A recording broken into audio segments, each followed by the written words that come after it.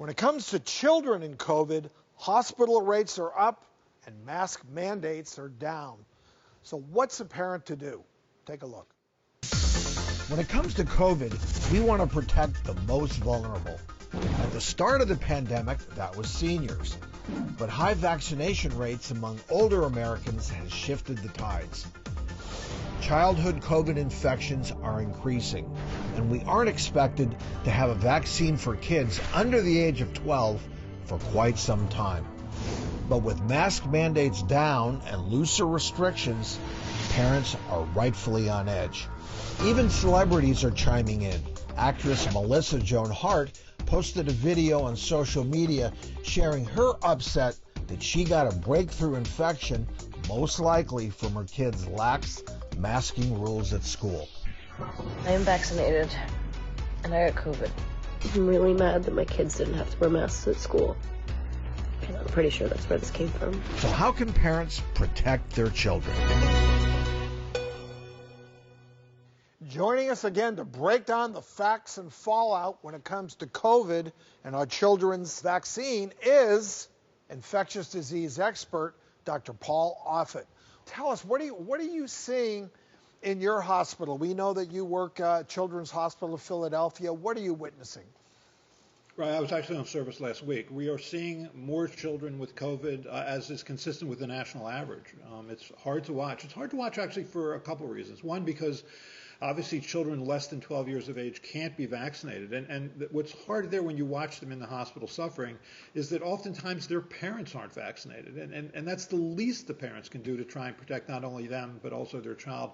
And then for children between 12 and 17 years of age who can get a vaccine, only about 30% in this country have gotten it. So again, we have an under-vaccinated population of older children, an unvaccinated population of younger children, and they're susceptible, and they suffer this illness. It's really very hard to watch. What do you think are some reasons, though, specific reasons that we're seeing all of a sudden this increase in children with that diagnosis of coronavirus? Well, I think the biggest reason is the Delta variant. I mean, that's very different than what was circulating last year at this time. It is much, much more transmissible than either the first variant, the so-called D614G variant that came out of China, or that was subsequently replaced by the Alpha variant. Now the Delta variant has taken over. That's one reason.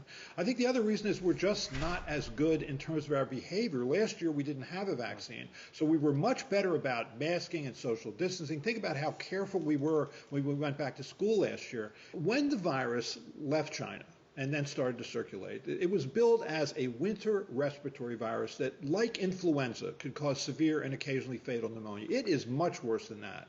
What this virus does is it causes you to make an immune response directed against your own blood vessels, thus causing inflammation, so-called vasculitis. That's what multi-system inflammatory disease is. I mean, typically it occurs in children between 6 and 14 years of age, average 9 years of age. Usually the story is the child has a trivial, usually asymptomatic infection that was just picked up serendipitously because the child had been exposed to a friend or family member.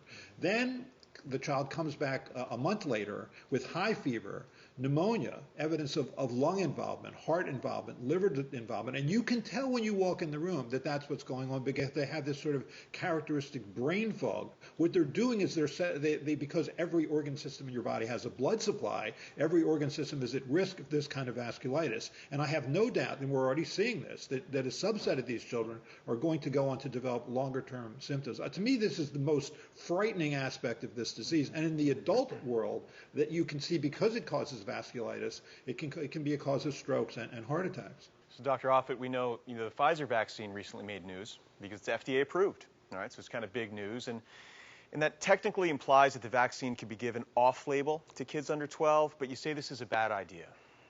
That would be a mistake. I mean, we are soon going to see the data on children between 5 and 12 years of age, but I have no doubt that you're going to see, especially for the younger children, that there's going to be a different dose. So I would not give the adult dose to young children because we don't have any idea about whether or not that's safe. I know it's hard to wait for this.